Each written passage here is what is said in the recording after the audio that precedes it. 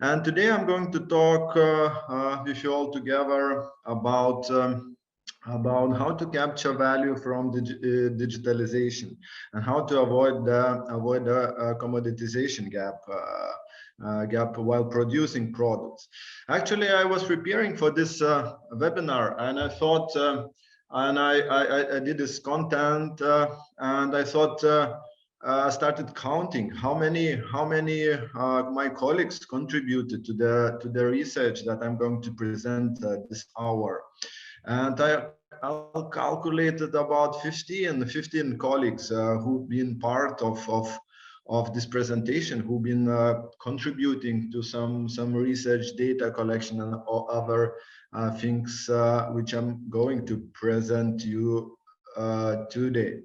So four blocks of my presentation, starting with the introduction, where I will present the commoditization trap. Later we go to characterizing of service-oriented performance. Later in the third block, we are going to talk what kind of the capabilities that the service-oriented performance need to prosper. And eventually, finally, we are going to finish with the research which tells, well, so whether the servitization is contributing to the financial performance. So you are free to ask questions in the chat. We also have a question session at the end of my presentation. Well, I will ground my arguments with the empirical data, and this is empirical data from European Manufacturing Survey, and this is the research network that does that surveys manufacturing companies, and we surveyed 500 manufacturing firms in Lithuania in 2018. And the sample that we have is quite a representative in some aspects to the population. Well, so most of the arguments and empirical evidence I will provide is based on a sample that represents quite well the population of Lithuanian manufacturing companies. I will also draw on the sample of Central and Eastern Europe of 800 companies to compare various aspects during my presentation. Well, okay, so let's start. What is commoditization gap? Well, it's a very famous quote from Boris Greenwald from Columbia Business School, which said famously that in the long run, everything is a toaster. Well, in other words, all great innovations eventually become commodities, bought on the basis of price and nothing else. And I find it really true. I think whichever the best innovation, should it be the Microsoft software programs or microprocessors or computers or routers or whatever, eventually we began, if it's a competitive product, other companies began to imitate those products, and eventually you can find yourself in a situation that it is bought on the basis of price and nothing else. Well, there is also another perspective to commoditization trap is being part of the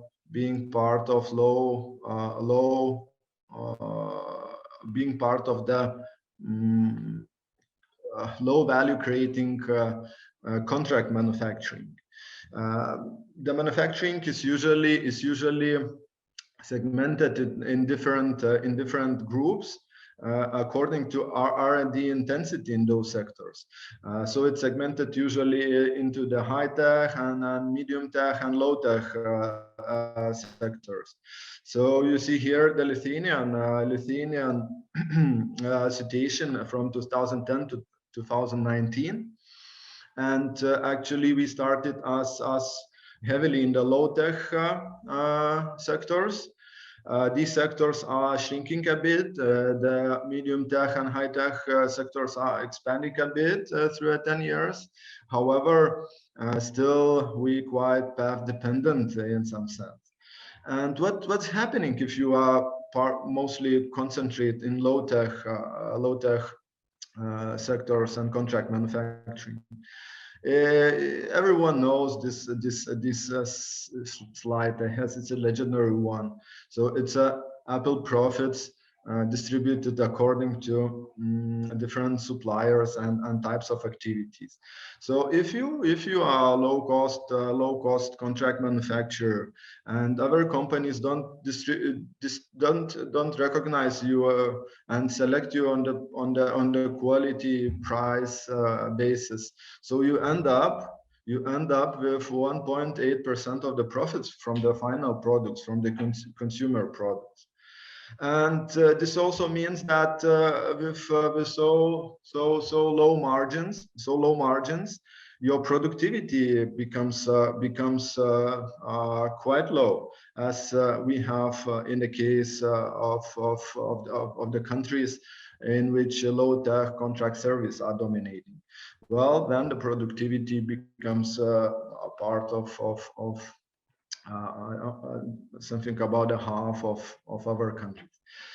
Well, so how to avoid the commoditization trap? Of course, the first thing what comes into the mind, of course, is the innovation. If you are Microsoft, if you are Intel, there is quite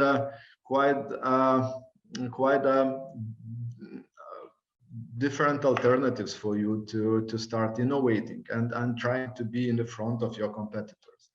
Well, so in other sectors, it could be not so easy. Okay, you can start innovating toaster. Well, think of radio or some other interesting ideas about us. Well, maybe it's a kettle and a toaster together.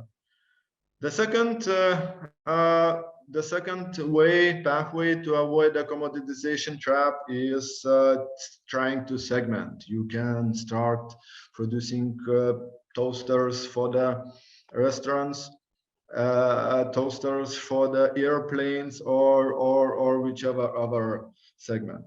And the third way to avoid the commoditization trap is to start bundling your products with the services. Think of the iPhone. It's a great phone. It's truly great brand. It's associated with innovation, of course. It produces a great and very durable phones. But there are a lot of great and durable phones in the market these days. So what is truly distinguishing the iPhones from those great phones? Could it be the millions of applications that you would truly know that you find one for Apple? It could be easy integration with other Apple products which you own. It could be the easy transfer of information to the new device and additional various services, applications that you also use together with your phone. Well, so the third and one of the most important way to avoid commoditization trap is, of course, to complement your product with services. And this trend get different titles, such as servitization, hybrid offerings, service infusion, and others.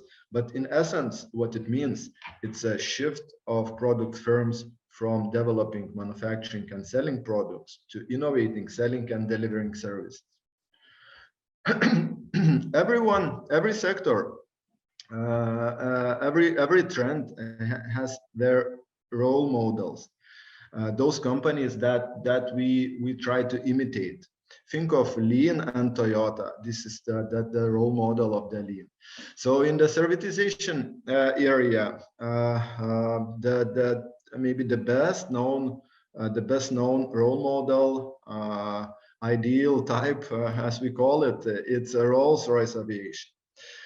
We started their servitization in '90s, so been one of the first companies to fully embrace different services and start earning most of their profits through the service. Of course, it's easy to talk because we about the Rolls-Royce Aviation, because it's a producer of passenger military planes, jet engines. So if you need a jet engine, you will probably contact the Rolls-Royce Aviation. It's actually very complex complex product. It's composed from about 10,000 parts. The price is from 8 to 12 million. In service for 25 years. Each 5 years you need the major overhaul, and each 300 cycles, I mean, taking off and landing down, so each 300 flights you need the preventive maintenance. Well, previously Rolls-Royce sold jet engines for airlines as a product. So actually you buy the airplane from the Boeing or Airbus, and you buy engines from the Rolls-Royce Aviation. And we sold the engine as a product plus major repair services. And this was hardly in a line with airlines expectations, because it was huge investment. It's a huge fixed investment. The second part is, of course, the high cost of the failures. Airlines started to pile up different spare parts in order to fix their engines very fast, because we wanted planes to be as high as flying as much as possible ever. So those piles of inventories become huge cost center for the airlines, which contributed to higher prices and complicated operations. Well, and starting somewhere about year 2000, Rolls-Royce Aviation started providing their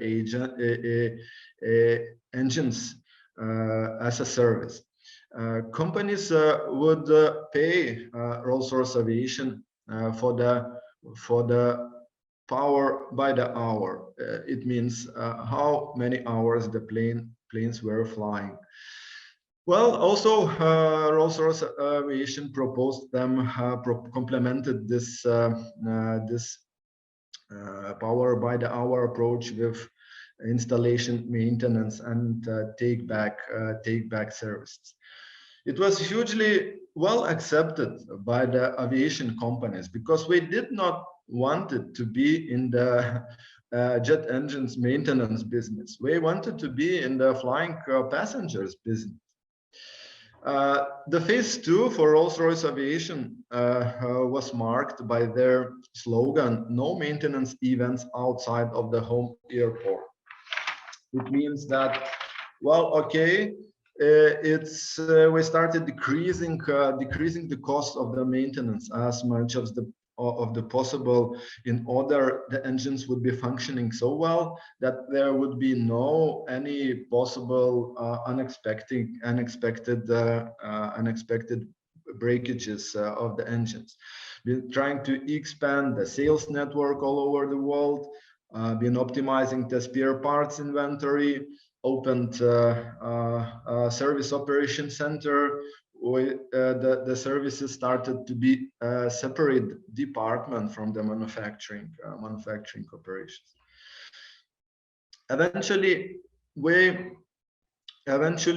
on the phase 3, starting about 2012, we come with idea of the preventive maintenance in order to decrease the cost of the maintenance as much as possible.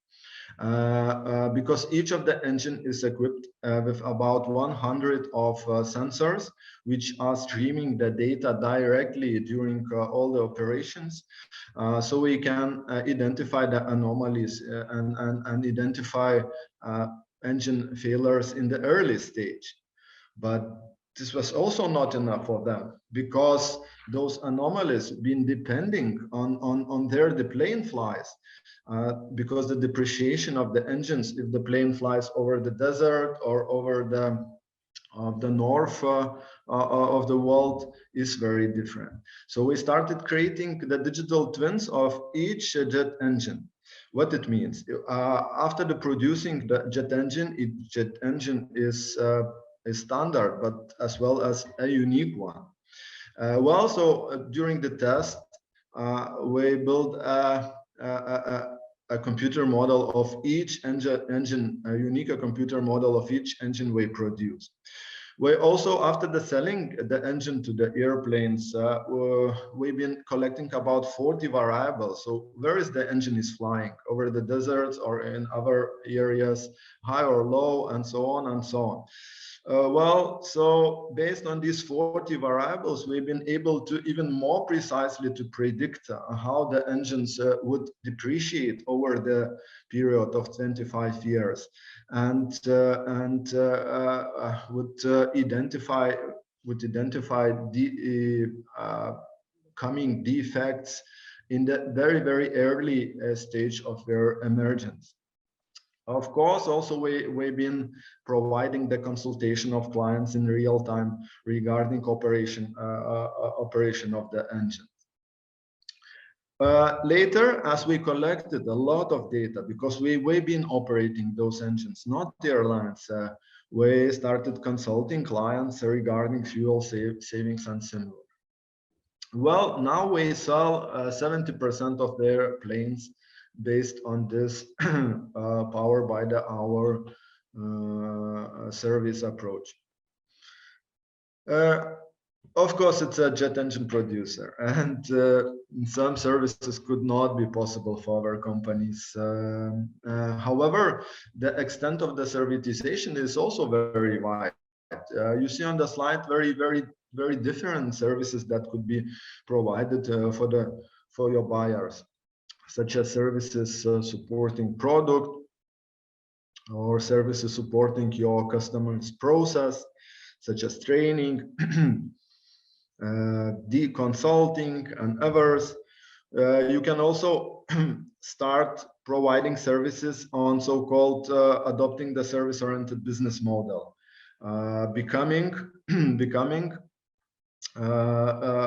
switching your revenue flows more extensively through the services than through the product lines.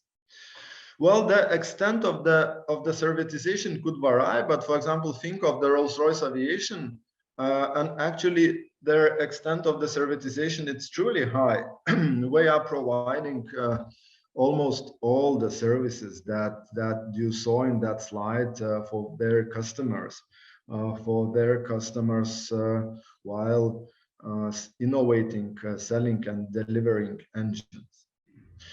Let's take a picture to how prevalent are these customer support services, product support services, and service-oriented business models among the manufacturing organizations. What you see here, it's the prevalence of the services in 5 countries: Lithuania, Slovenia, Croatia, Slovakia, and Austria. So it's mostly the Central and Eastern Europe countries. And you see one sector only, the mechanical engineering sector, which is chosen for the better comparison reasons. Well, our results are about 3–4% of margin error. So if you see quite close numbers, it means it's mostly the same, plus minus 3–4. But for example, as in the first case of installation and startup, we have in Lithuania about 10% of companies providing installation and startup services, and in other countries about 30%. So it means that it's truly the prevalence of this service in Lithuania is truly lower. So what we see here, that Lithuania mostly lags behind with product support services, Lithuanian manufacturing companies. Well, in this slide, you see the prevalence of other, mostly customer support services, which are mostly provided by initiating with the support with some digital technologies. It's also we have here the situation that Lithuanian manufacturing mechanical engineering companies provide less design services comparing to other countries.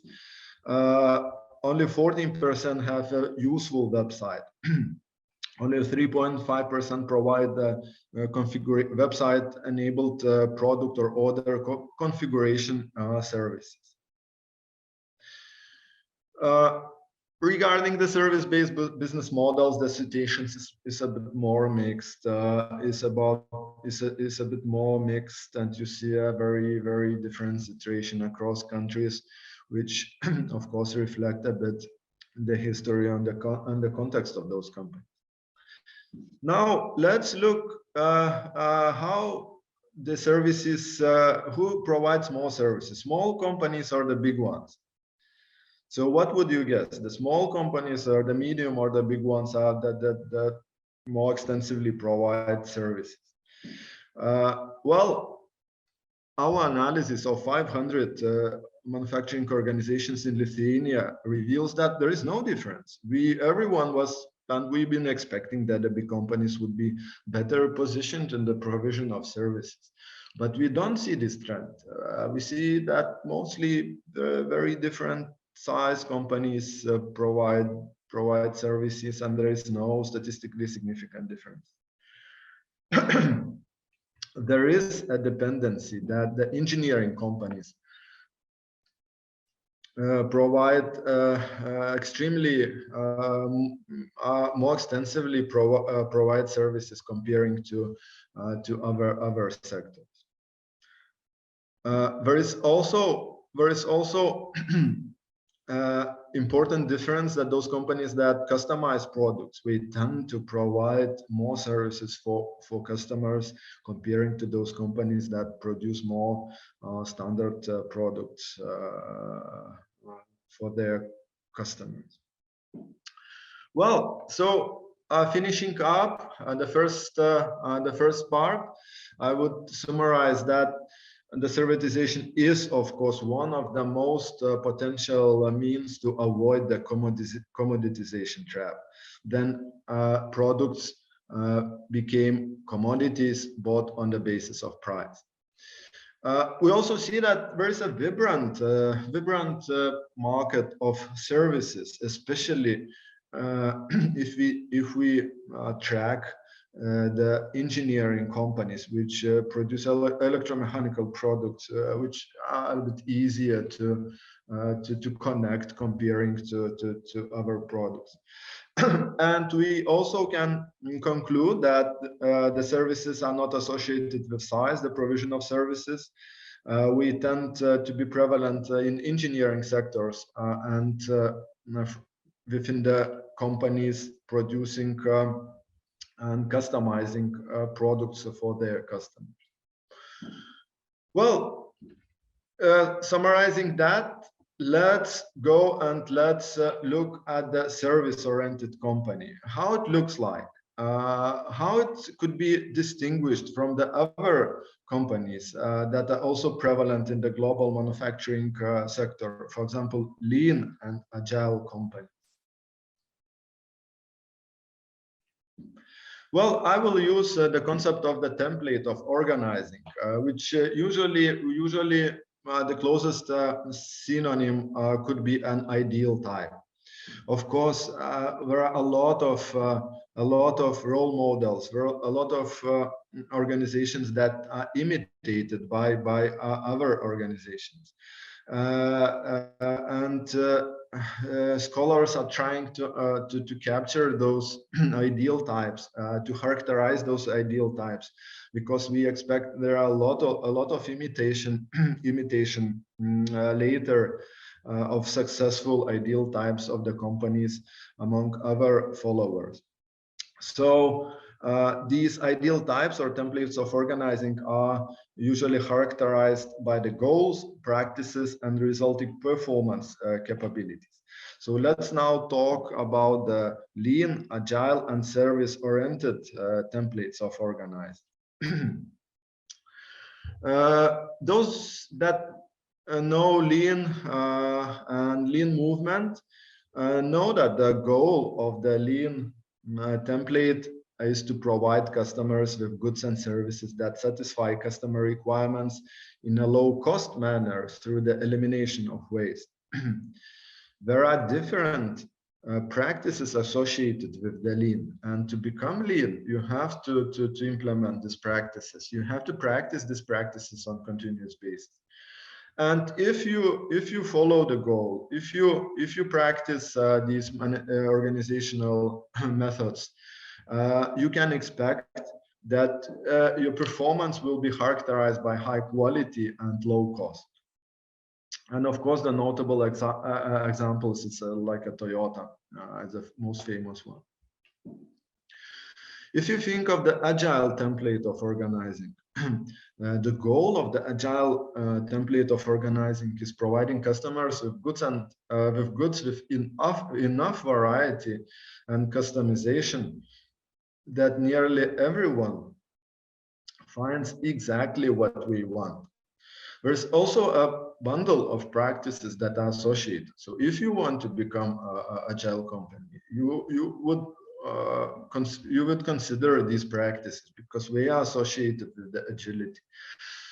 Well, eventually, if you are successful, your performance will be characterized with quality and flexibility.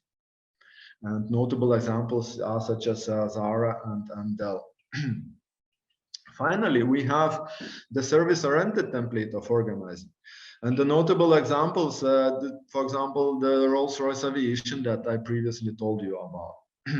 Well, so the goal of this template is to provide customer with value by sharing risk and reduction of total cost of ownership of the product and delivering new efficiencies and other benefits. So Rolls-Royce Aviation started selling jet engines as a product, and we managed to reduce the total cost of ownership of the product. We also managed to reduce the risk of failures, reduce the risk of failures of the an associated risk for the airlines, because each failure of the engine, it's a huge blow for the reputation of the airline, not for the producer of the jet engines. Well, and we've been delivering new efficiencies like consulting on fuel economy, expanding the span of the lifetime of the engines, consulting on real-time pilots if necessary, and so on. The practices are very different that are necessary, but definitely the intelligent product, ICT add-ons in the products, those sensors within the jet engine, the connection wireless transmission of data, the analytic simulation capabilities, and outcomes-based sales. And if you succeed with that, you became characterized by the quality and services. Well, so we tried empirically to find the companies that follow these templates of organizing. There are different ways to do that, and we went for the performance capabilities. We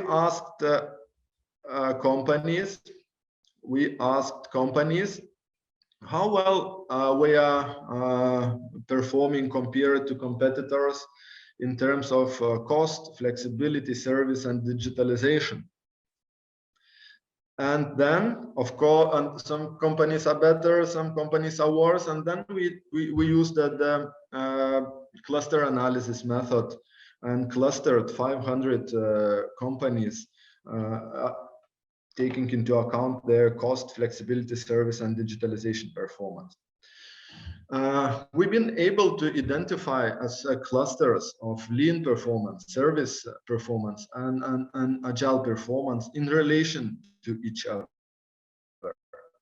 And what we saw actually, we saw that you see the red cluster is lean performers. We are hardly exceptional in the cost performance. It could be that this is one of the oldest templates, and the lean methods are prevalent among most of the manufacturing companies recently. You also see that the blue, the orange agile performance, we are characterized by best flexibility performance. However, others are not so far ahead. Also, the agile performance are characterized by exceptional digitalization performance. Well, and the blue ones are the service performance, which are characterized extremely by better. It means that we invest in the service, we differentiate themselves through the service performance quite much. So we are far in the front of others in terms of service performance, and also has extensive digitalization performance. Well, so what we see from this research is that these ideal types have quite unique and not overlapping objectives, and a few overlapping practices. Well, and we also been able to characterize these templates in relation to digitalization capability. And we can say that lean companies lag behind other types in terms of digitalization. The agile and service-oriented performance are not very close in terms of digitalization performance, and very close. However, as correlations reveal that the service performance correlates higher with services comparing to flexibility, meaning that for services, for these companies, digitalization is the most important. Well, are you still with me? Yes, we are. Of course, Mantas, we're very much enjoying everything you're saying. Great, thanks for support, Mohammed Andrews. Let's think of another question which is very important. If you are a manufacturing company, established manufacturing company, what kind of the capabilities you can reuse innovating services? What kind of the capabilities you can reuse? And we try to also solve this question, asking about if product innovation is directly associated with servitization or not. And here we have two views. One view says that no, product innovation and servitization is very different capabilities. You need a very different competencies to innovate product, and very different competencies to innovate services, because services are based on more co-created with the consumer, and because of this connection with consumer, you need very different competencies.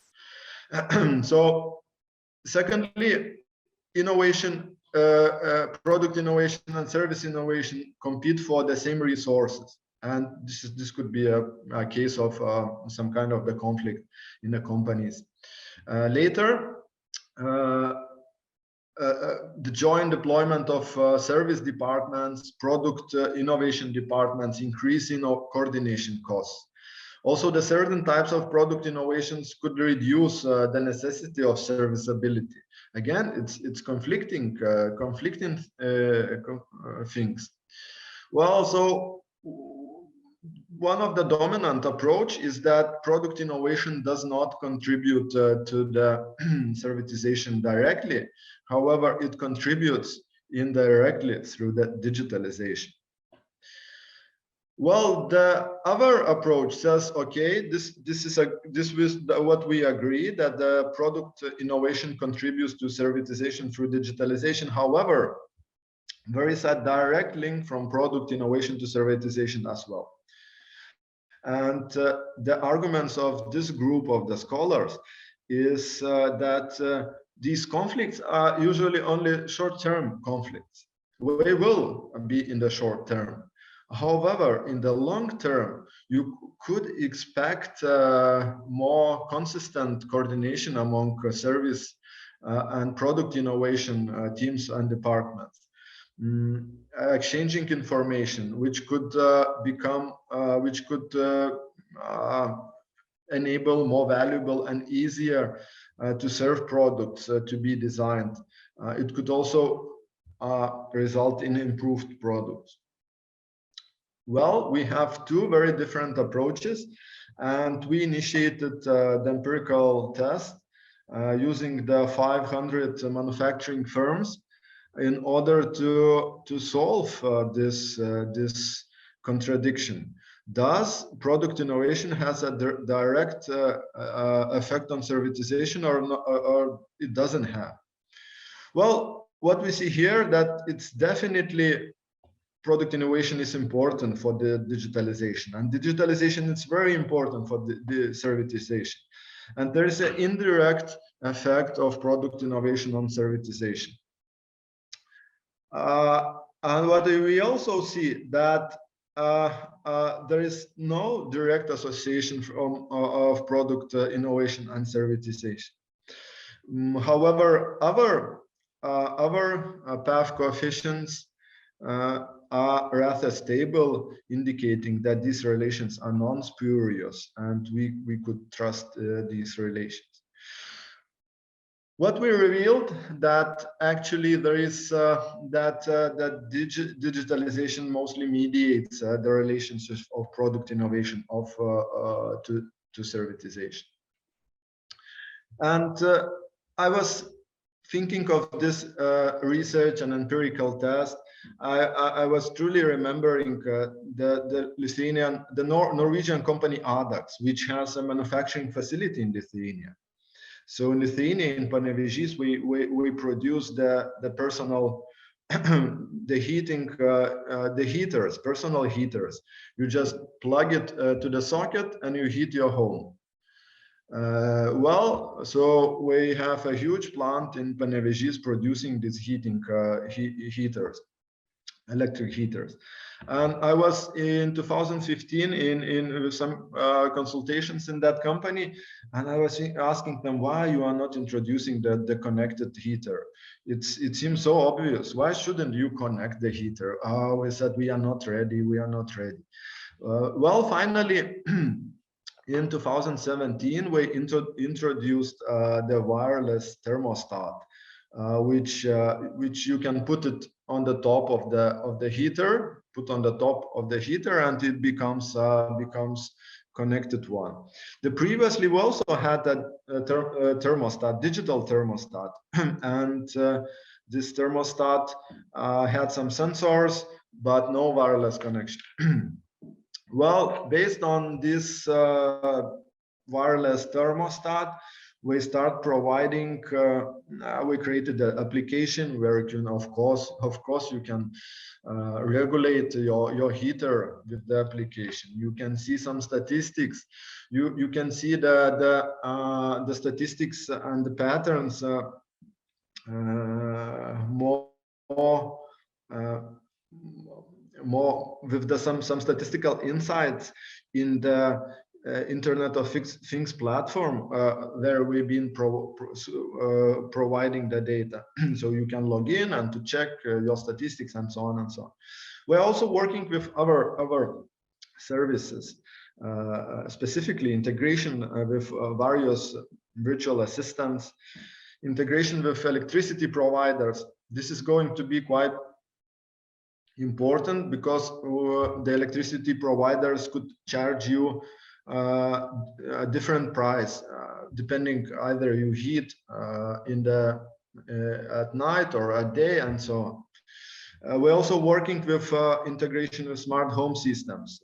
Also thinking about business-to-business market. Maybe we can go to business-to-business market and heat companies. However, now, so far, 3-4 years, we have only application. What kind of the service capabilities we had when we've been a product provider? Of course, we had the product design capabilities, but electric heaters is not rocket science. We had a high volume manufacturing assembly capability. We had sales force that been communicating with the sales outlets. brand, of course, and installed base of products. And what we need now, as we think of the services, we need a service design capabilities, again, to co-create, somehow work closer with customers to think what kind of services would be feasible in this sector. We needed to complement their heater with ICT add-ons. Create a wireless thermostat.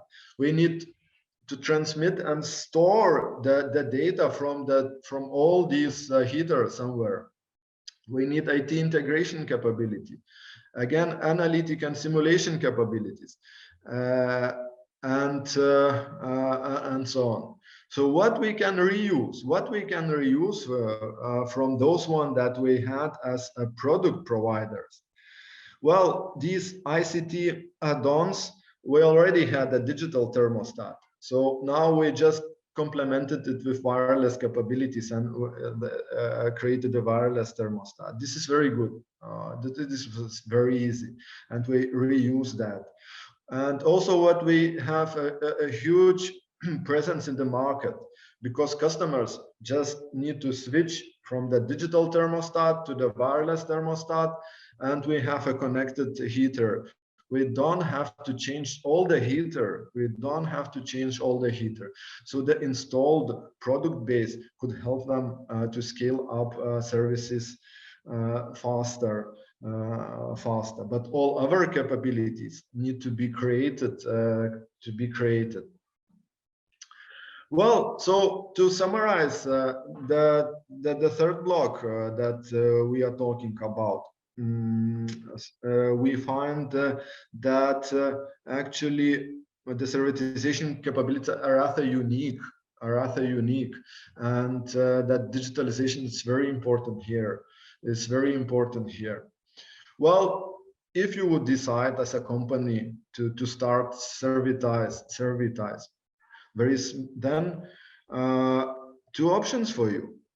Either you develop the digitalization capabilities while practicing on your back-end operations. Well, to digitizing your operations first, you grow up your digitalization capabilities, and then after you have them, you start innovating services. It would truly helpful for you. The second path, if you are on hurry, is to create a servitization digitalization team, and you don't have a digitalization capabilities, is to create the digitalization servitization team. Acknowledge that it's going to be a serious cost center for several years. For example, 5 persons, about 300,000 euros per year. And start innovating and building your digitalization servitization capability. Well, we are here with the last question. We are here with the last question. So whether the servitization and digital contributes to the financial performance. And I'm going to present a model which is based on 336 engineering firms, and we've been struggling to find these relationships. Mostly we've been working with all sample of 800 firms, but the well executed and innovative work of Leonard, which is a master student in our university, and writing a master thesis on the role of digitalization and servitization in capturing value. Well, so he actually ran the model that we created on the engineering firms, and it worked. And of course, the engineering firms are those that we should be working with, because it's so easier for them to servitize comparing to other companies. Well, so if services, especially in the Eastern and European countries, because not all these countries are Rolls-Royce Aviation companies, if they contribute services to the financial performance. And looking to the theory, that this relationship is not straightforward. It's not straightforward, and it's called the Servitization Paradox. It says that, well, if your servitization level is low, you start providing some services, and after initial enthusiasm and some return of sales, your performance drops. And you have a negative, could have negative influence on your financial performance. And there is evidence of some companies that bankrupted because of the servitization strategies we introduced and failed to manage well. However, later, after some investments, your financial performance could begin rising. Why there is a decline? There are different options. Servitization cannibalizes product revenues, increases costs.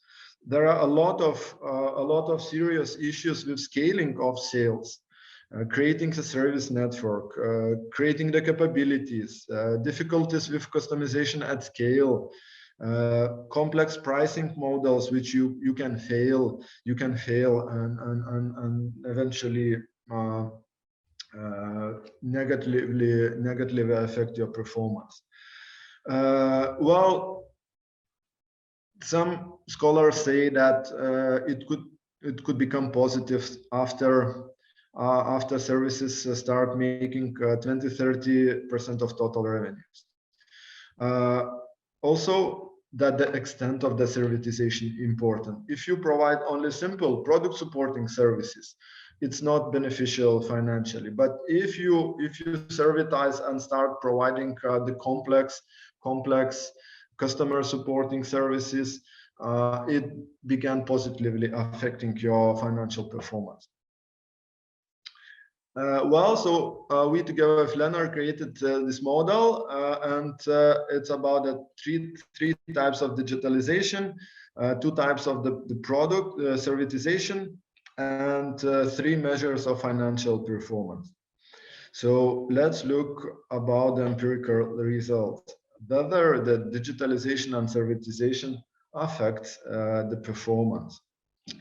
Well, for those who are very interested in the scales, you can shortly see the scales, what items been used to measure these different types, 3 types of digitalization, 2 types of services, and 3 items measuring financial performance. Well, what we found at the beginning, it's about the effects of digitalization on financial performance. Well, so of course, product digitalization has a negative effect on revenue growth. Of course, if you don't provide services, you don't need a wireless thermostat on the heater, because it becomes more expensive if you don't connect your heater and don't provide any services. It would negatively affect your financial performance. Well, we also find that digitalization of manufacturing positively affects revenue per employee, which is a measure of productivity. So you become more productive if you digitize your manufacturing. We also found that digitalization of design and development is important on the productivity through the digitization of manufacturing. Well, so in summary, 2 types of digitalization contribute positively on revenue per employee, which is a measure of the productivity. Now let's turn on servitization, how and if it affects this financial performance. What we found that simple services, if you provide only simple services, the product support services, such as installation and startup, maintenance, take-back services, it negatively affects your profitability. It could be explained that actually most of the companies provide these services, and customers don't differentiate you because of these services. We expect that these services should be provided, and in such way we are not a differentiator but a cost center. Well, and what we found that if your company is providing the more complex services based on data gathering and analysis, it positively affects your profitability. Getting a bit deeper into the details, we also see that actually, while direct effect of product support services is negative, the product support services are necessary if you provide the customer support services, those more advanced services. You remember the Rolls-Royce Aviation, which provided quite advanced customer support services, but we also provided the product support services, which were necessary. So were important prerequisite or antecedent of customer support services. We also find that the product digitalization, you remember, which negatively affected the sales growth, also is extremely important, but it's of course very trivial. I mean, you have to digitize your product to create a wireless thermostat in order to provide advanced services based on data analysis. And we also find that digitalization of design and development is important while initiating services supporting customer. In summary, we've been able to confirm that. We've been able to confirm the servitization paradox in our sample of Eastern and Central European manufacturing firms, which says that version of the paradox that says that if you have a low version of servitization, you provide only product support services. You have a negative influence on your performance. But then your servitization extent becomes higher and you start providing more sophisticated, more complex services. The impact on financial performance becomes positive. And we also find that different types of servitization, digitalization and also the product support services are extremely important if you are planning and providing the complex product support services. Well, so with that, I would like to stop here. It was our last slide, presenting you 5 blocks of the research. Most of this research was already published, and it's a pleasure to discuss with you the implications of this research. So I really want to thank Mantas for your hard work and a very beautiful presentation. Now, anybody who has any questions, you can write in the messages or you can try to ask him directly. Now, obviously, I have a question from Mantas. I would like to buy a Rolls-Royce, but it's a little bit too expensive right now. So I would like to wait until it becomes a toaster. Do you have any empirical research on what is sort of the average time when the product becomes a toaster? Is it 10 years, 5 years?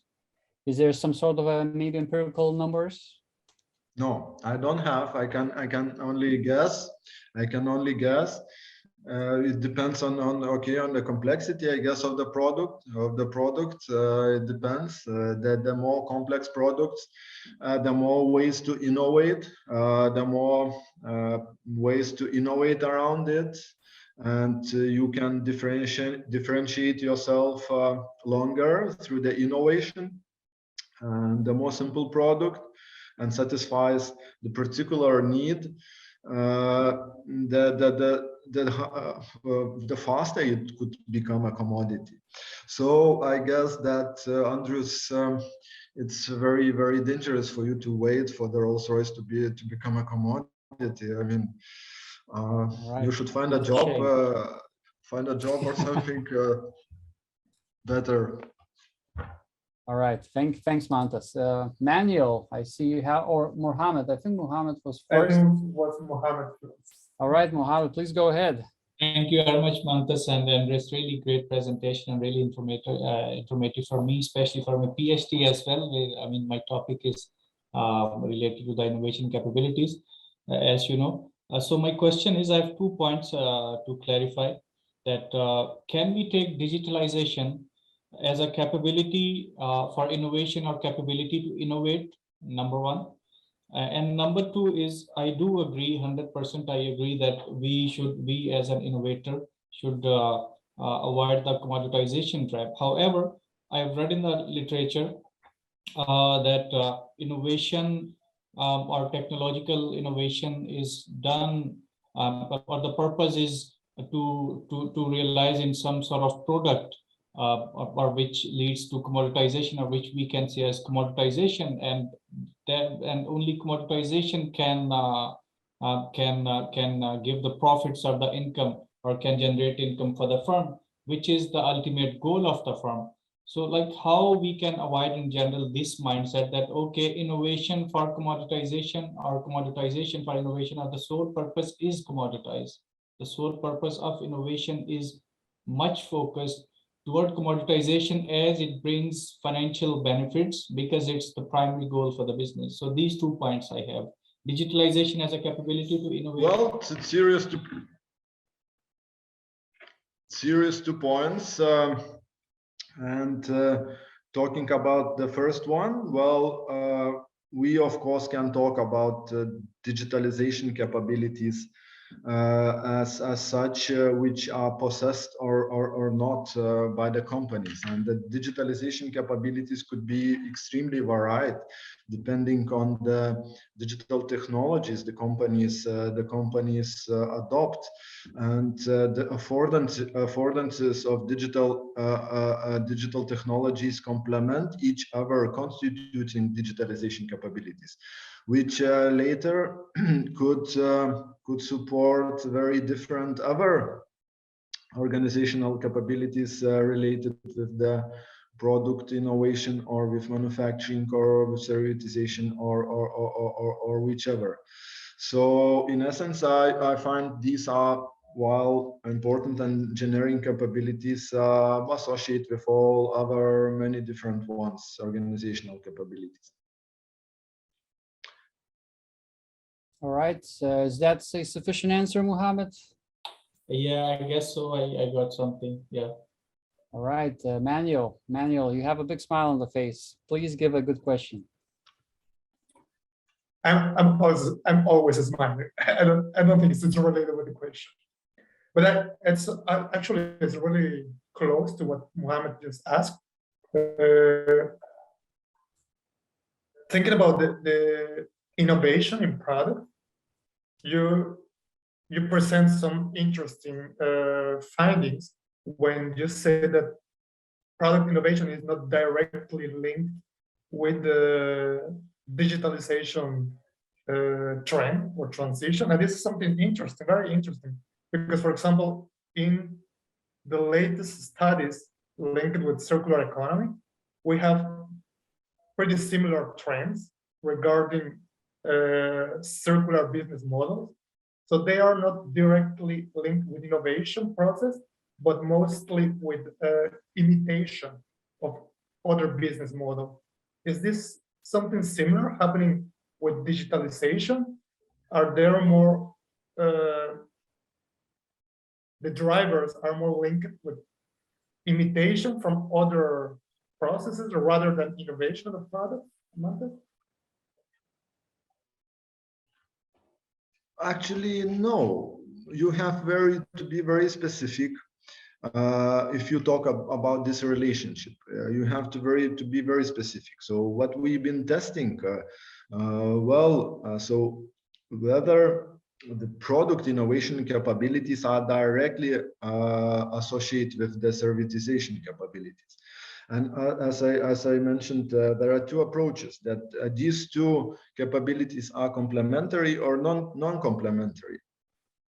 So what actually we found that product innovation and servitization are based and draws on mostly on the different competencies and resources. So that we are in some sense non-complementary, because very different resources are required for the servitization comparing to product innovation. Very different resources and competencies are required. Well, the digitalization seems to mediate this relationship, and also there could be important additional analysis done in terms of some moderation, in terms of some taking into account the time perspective, which could reveal more extensively and more precise relationship of product innovation and servitization. So, well, we mostly bound to this debate with this paper. Thank you.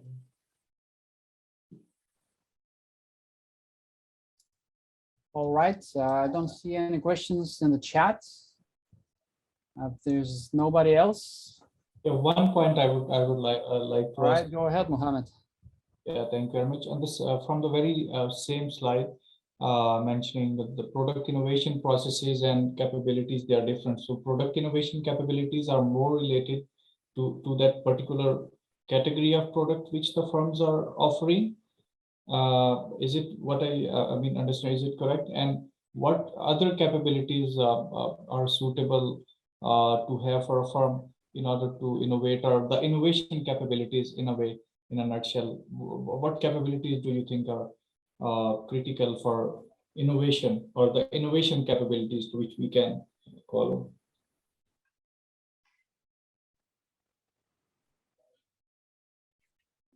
Well, if they think about the product innovation capabilities,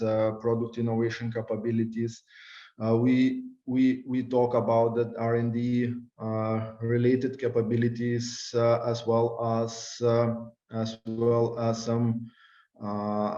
some equipment, tools, and other resources and artifacts that help to innovate in general. And as we see in case of the service innovation, and especially when we talk about the customer process supporting services, these capabilities become quite different that we need. The capabilities become quite different that